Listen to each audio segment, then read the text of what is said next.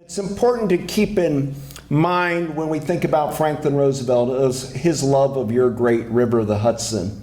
Everything that was in his political fiber, in his emotional life, emanated from his love of the river. He wrote about it over and over again his whole life. You have to go to Hyde Park and see his bedroom where he was born and realized he was looking out at the river constantly. And in those days, you could go ice sailing on the river. People would fish. He began his childhood love of that whole ecosystem of Dutchess County. Eleanor Roosevelt famously said, my husband knows every brook, every rock, every tree of that county. As an adult, he also planned, the main planner of the Taconic Parkway, so it would say scenic and not be despoiled by billboard advertising and the like. But his great early childhood love, FDR, he was homeschooled, and he had a doting mother because his father was quite a bit older, and his mother just did everything she could to perhaps overprotect young Franklin. But he fell in love with trees and birds. Now that's not unusual for kids.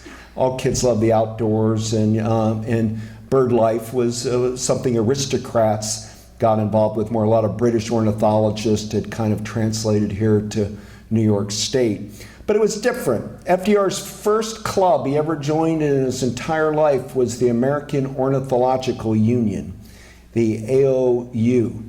And because his mother was homeschooled, she would take him into New York City to the American Museum of Natural History, founded by Theodore Roosevelt's father, Theodore Roosevelt Sr., and a big part of Roosevelt family lore. And he would take classes in naturalist studies there. In fact, I unearthed an essay never seen before that he wrote about wildlife, flora, and fauna of Hawaii after hearing a lecture down there when he was sort of being homeschooled. And he'd go back to the grounds on the Hudson, and his parents got involved with what was called the Adirondacks Forever movement, and I'm sure many of you here know about this, but of saving the wilderness here of upstate New York, and about saving the Hudson. The Hudson was being treated as a sewer.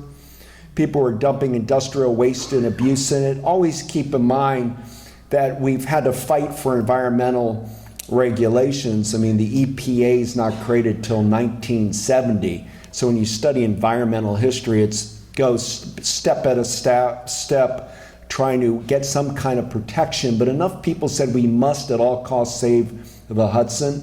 And FDR's mother and father were part of that, as were his extended family.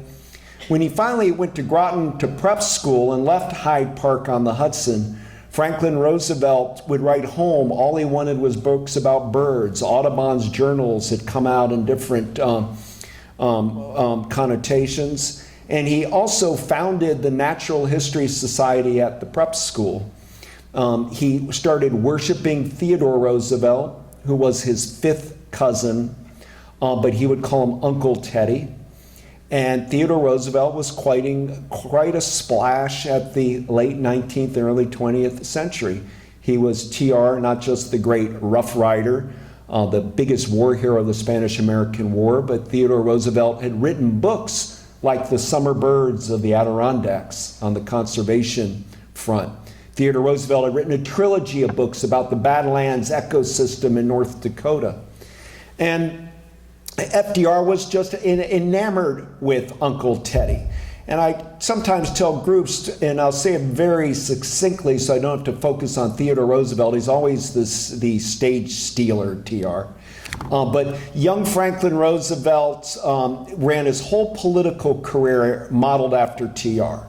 Theodore Roosevelt had run for public office and served here in Albany. FDR ran for legislature, served in Albany.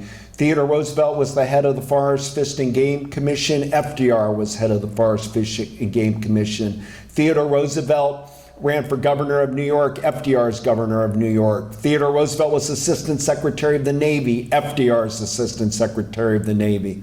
Theodore Roosevelt preached the gospel of big Navy ships and big forest. FDR preached both. Both were guided by conservation, and Franklin Roosevelt married Eleanor Roosevelt, the niece of Theodore Roosevelt. That's how intertwined in many ways their biographies are. But Franklin Roosevelt never is known in conservation or environmental history as much as TR, because Theodore Roosevelt wrote about his exploits. He wrote about, hiking the bighorns of Wyoming. He wrote about visiting Uvalde, Texas, and seeing rare birds. He wrote about the cane brakes in Louisiana. Later in life, he'd write books about the Brazilian wilderness and the Amazon, and he'd write books about spending a year in Africa, on and on. Theodore Roosevelt, at the time of his death, like the last few years, wrote an essay about gopher tortoises in Florida. He wrote about rattlesnake handling with the Hopi in Arizona. FDR did not write like that about nature, and since we don't quote him as much, but I argue in my book, Rightful Heritage, that Franklin Roosevelt's legacy in environmentalism, as we call it today, surpasses even that of Theodore Roosevelt. From 1901 to 1909, TR, we say, saved 234 million acres of public lands. Public lands that are being threatened right now by the Trump administration, and I'll talk about a little bit later. But TR developed mechanisms to create national monuments and created 51 federal bird reservations during his presidency. But when TR dies in 1919, the conservation movement kind of nullified. It didn't have momentum. You started having the presidencies after World War I of Warren Harding, Calvin Coolidge, Herbert Hoover. These were presidents that had a less interest in conservation. They tried to undo TR public land savings, just like you're seeing an attempt now by Donald Trump to undo Barack Obama public lands designations and Bill Clinton did in Utah. So there was sort of missing a messenger. And lo and behold, they found the environmental leader in 1920 when Franklin Roosevelt took over the helm. Franklin took over the conservation helm a year after FDR died because in 1920, after being Assistant Secretary of the Navy in World War I, FDR got on a ticket to run for vice president. He was on with James Cox of Ohio, as Cox and Roosevelt. He was the good-looking, handsome, young, Albany Assistant Secretary of the Navy guy. And alas, Cox and Roosevelt lose. Warren Harding gets sworn in. And FDR goes back to that home at Hyde Park on the Hudson and is trying to figure out what to do with his life. He thinks, what would TR do? TR had hit dark moments in his life and hit various crucibles. But one of the things Theodore Roosevelt did was he was the godfather of the Boy Scouts of America. So FDR said, well, I'll run the Boy Scouts of Greater New York. And he spent 1920 organizing one of the great, what today we would call a Boy Scout jamboree. But the idea was to rustle up young urban kids and give them a free vacation on the Hudson at Bear Mountain State Park. FDR paid all the costs. Kids from Paterson, New Jersey, and Newark, kids from the Bronx, kids from Queens. They all came, and it was a marvelous event.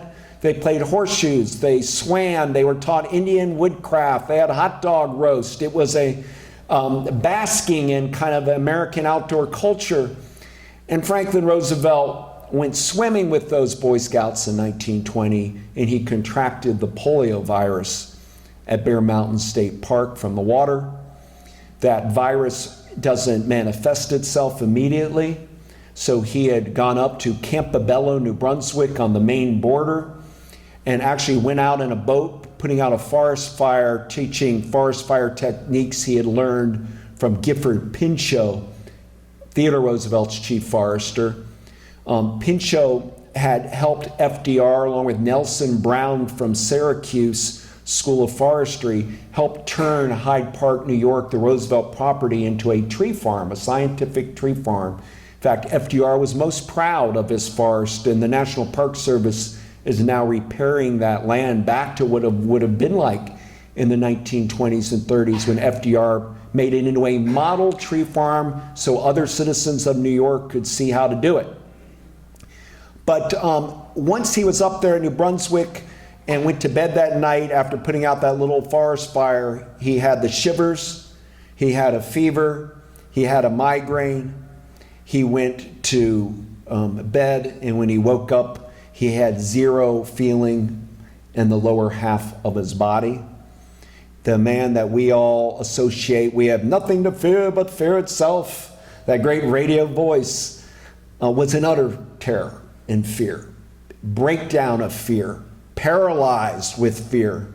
Eleanor Roosevelt tried to nurse him back. Their marriage had been strained. She played a kind of a Florence Nightingale-like figure for a spell. And at that point, Franklin Roosevelt got out of the New York hospital, knew he had polio, and went back and stared at the Hudson River in the same house where he was born and raised.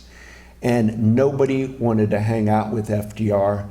People here in Albany didn't want to go see the hotshot young Franklin Roosevelt, for example, because they didn't want to contract polio.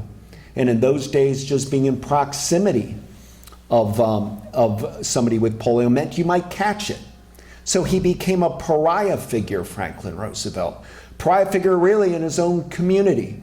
Eleanor Roosevelt left him alone there at Hyde Park on the Hudson a lot. She was doing women's organizing, labor organizing, politics, drifting away from that, at those days, fairly isolated spot along the Hudson. But he had a buddy, Manswell Crosby. Crosby was an AOU, American Ornithological Union, childhood friend of FDR's. They went bird watching and bird collecting together as kids. And FDR thought, gosh, what did TR do when he was in crisis? When Theodore Roosevelt lost his mother and his wife on the same evening, they both died in the same house, his mother and wife. He put a X through his diary, Theodore Roosevelt. The life has gone out of my life. The light has gone out of my life forever. And that's when TR went west and kind of found himself in the wilderness of the Dakota Territory. FDR with his buddy Manswell Crosby, the top ornithologist now in the entire state of upstate New York. There were some that worked at the American Museum of Natural History, more distinguished, but anything outside of New York City, Crosby was considered number one in these parts where we're at here in Albany. And Crosby and FDR got lost in the Everglades and in the waterways of southern Florida. And they had one goal, to see how many birds they could find. They kept Audubon checklists. And FDR started putting himself, even though he couldn't move his lower half of his body, into those waters in Florida. He got a tan, and he at one point writes a letter saying that someday I hope the Everglades will be saved as a national park. It's FDR who saves the Everglades as a national park in 1934 as president. He also complains that Crosby's cheating because he can walk and go on little islets in mangrove thicket and see different kinds of roseate spoonbill or heron or egret or the like, where he was confined to a boat often. But he kept going. He'd come back here to New York, to Hyde Park, then go back to Florida. And he had largely been forgotten about as a figure, except for some minor notices in the press. And he then got his golden opportunity when Al Smith, who you all certainly know here in New York, Al Smith invited FDR to kind of do a pro forma introduction to him, just like I was so nicely introduced here a moment ago by Paul. And FDR is supposed to do a kind of introduction at Madison Square Gardens. And Franklin Roosevelt trained for that speech like nobody's business. He didn't train for the oratory. He knew how to give a speech. He trained to be able to walk like I did from there over here. He would lean on one son and then swivel his hip, and was in great pain and would put the other weight on a cane, and devised a very unusual walking formation to try to get himself to clutch the podium. Everybody was breathless at Madison Square when he tried to make it to the podium. People thought he was about to collapse. Instead, he got to the stage and gave a speech for the ages, rallying people to their betterment of American society and of New York. He got a rousing over 1 hour standing ovation. The next day, the New York Times says, essentially, move over Al Smith, Franklin Roosevelt's the new star. Seldom in my career as a presidential historian has somebody done a speech that galvanized them as FDR's did. Certainly Ronald Reagan at the Cow Palace in San Francisco in '64 kind of stole the thunder from Barry Goldwater. But FDR now was suddenly hot, and he did a couple quick things. One is he bought Warm Springs, Georgia, thermal pools where he could swim with fellow polios, as they were called, because he could feel comfortable with fellow people that had the virus and he could swim with. They weren't worried about being infected, and they could have a natural camaraderie and playfulness amongst themselves in Pine Mountain up in the hillside of northeast Georgia, not too far from Atlanta. But he bought a resort. He was running a resort there and then said, well, now I'm going to run for governor of New York. He won in 1928. He won in 1930. He served here in Albany. And it began, if I tell you he won 2 times for governor, 28 and 30, what's in the middle?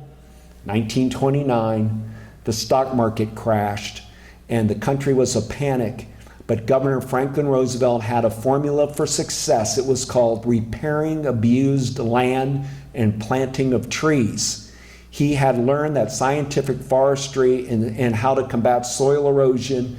He was a farmer's politician, FDR. He was not a New York City Democrat. He represented upstate New York in Dutchess County. He knew people who grew apple orchards. He knew people who had sheep. He knew people that grew orchids. He knew lumberers. He knew fisher people. But he had learned the soil. He knew how to talk to farmers. And he marketed himself as an upstate New York politician, Franklin Roosevelt. And with his buddy Morgenthau, they create a work program to take the unemployed men and women, but mainly men of the Great Depression, and give them a job planting trees for ostensibly $1 a day. When I say planting trees, I meant they built fire towers, they put in seedlings, they restocked ponds, they built nature trails, they started repairing the damaged land of New York State. The program worked wonders. He adopted it when he ran in 1932 for president. He beat Herbert Hoover in 1932 for president, and the New Deal was born. And I come to you tonight here in Albany when we are on the eve of Donald Trump's 100 days. And the whole idea of the 100 days is because of what FDR did in his 100 days. The inauguration of those days were in March, not in January. But after his famous inaugural address, FDR's first pet program he launched was the Civilian Conservation Corps, the CCC. From 1933 to 1942, the Civilian Conservation Corps work relief people planted nearly 3 billion trees, across America. They planted them because we had so denuded our landscape. We had drained our wetlands. We had shot out the geese and ducks. We were exterminating species. We had a dust bowl going through the Great Plains. The grasslands had been devastated. Our country was in bad shape. It wasn't just the stock market collapsed and banks foreclosed. We had blown it. We had damaged our land in a very reckless way. And Roosevelt's CCC was taking unemployed men, and they also created the she for women. But they ended up doing remarkable work. As mentioned in my introduction, Franklin Roosevelt in the New Deal created 800 state parks in America. Florida, where I told you he went to repair from the ravages of polio, FDR created the entire state park system of Florida. I live in Austin, Texas. He came down and they rebuilt all of Texas, saving landscapes. And he started building flyways for the birds. They created right out of the gate a duck stamp so hunters would pay a cost to buy submarginal land that had been burned out. And then they would put money back in it and the government would acquire it as national wildlife refuges. Under FDR, he'll create today's U.S. Fish and Wildlife. You all own 550 national wildlife refuges that have saved manatee, that have saved crocodile, that have saved, whooping cranes, that have saved sandhill crane, that have saved cougar, that have saved condor. It's a remarkable program Roosevelt did to bring back the wildlife of our country. To give you an idea, I just mentioned 800 state parks. How can I do it on a board, show you 800? There's so many. They took states from scratch and saved all these places. On a federal level, he got very interested in swamps, so they saved the Okefenokee in Georgia. I mentioned the Everglades. Big Bend National Park in Texas on the Mexican border. Do you know what day Big Bend was saved by FDR? June 6, 1944. On the days before D-Day, FDR went to Charlottesville, Virginia to birdwatch with Pa Watson, his military aide. Pa was his fishing buddy, and he would put the braces on FDR's legs, and they became almost like brothers. In fact, Franklin Roosevelt was more devastated when Pa Watson died after the Yalta Conference than any other time, I believe, in his whole adult life. And on D-Day, after birdwatching in Charlottesville, he came in to Washington, D.C., didn't want the press to think something suspicious was happening, and he didn't cancel the meeting that day, and after his D-Day announcement of the invasion of Normandy, signed legislation creating Big Bend down in Texas. There are photos of him drawing maps. He had already sent the CCC there. He had already gone to Glacier National Park in Montana to do the first radio broadcast from a national park. And he liked the idea that Canada and Montana could do a big park together. And while he was in Glacier, he said, there's nothing more American than the national parks. And now he wanted for friendship with Mexico and the United States, a huge national park. He got it with Big Bend, but he took it one step further. He wrote the president of Mexico, in the crucible of World War II, let's do a big biosphere down on the border of the Rio Grande. We'll do one giant park between the United States and Mexico so we can keep the species and the wildlife corridor going there.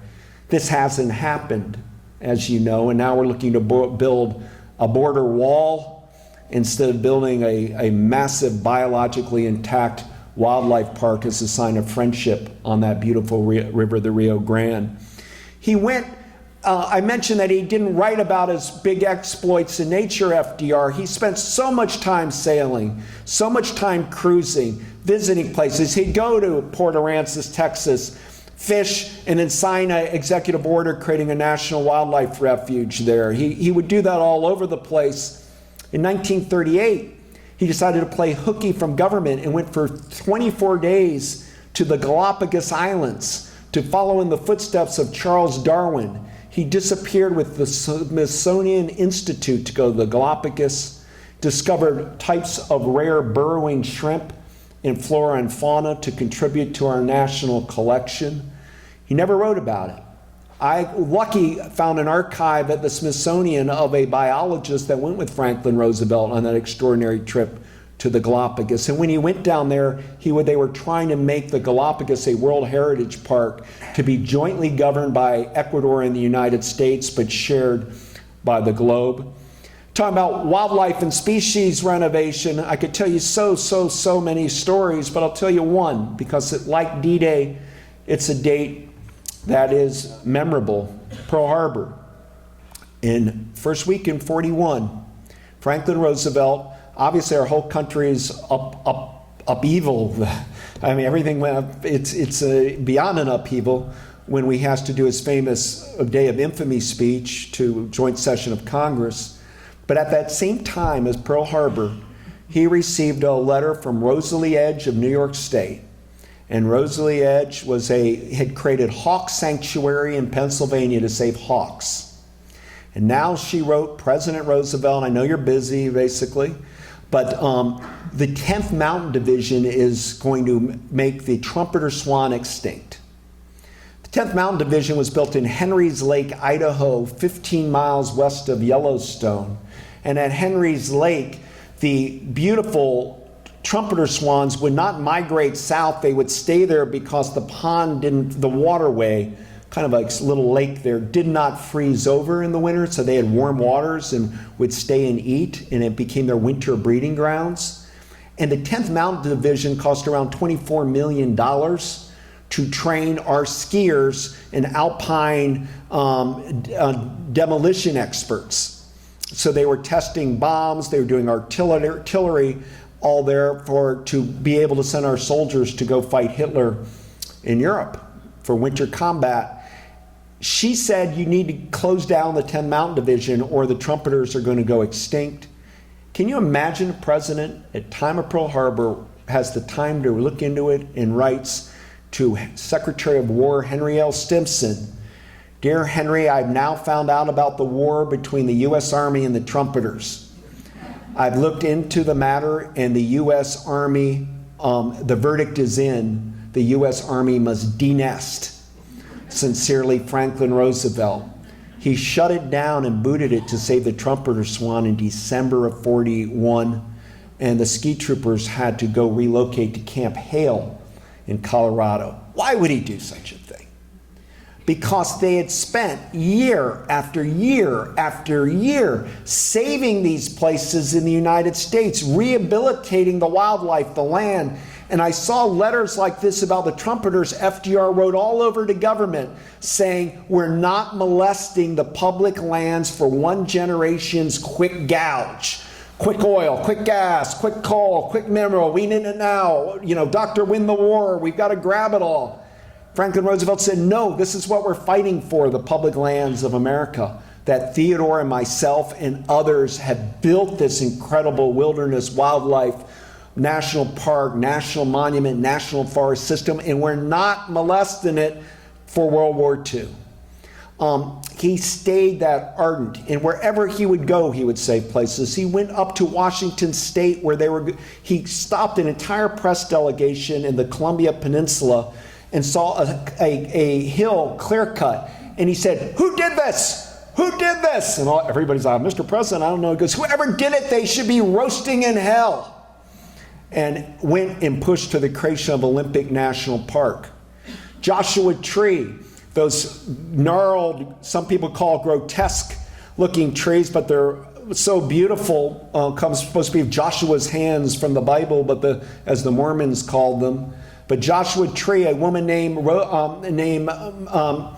Hamilton Hoyt, she wrote him, Mrs. Hoyt wrote him and said, we've got to save 1 million acres of Joshua trees. Today, kids go to Burning Man and burn things out in the desert to have parties. In those days, kids from Los Angeles would come, pour kerosene and light them, and they'd burn the biggest Joshua trees up, and so they were destroying them.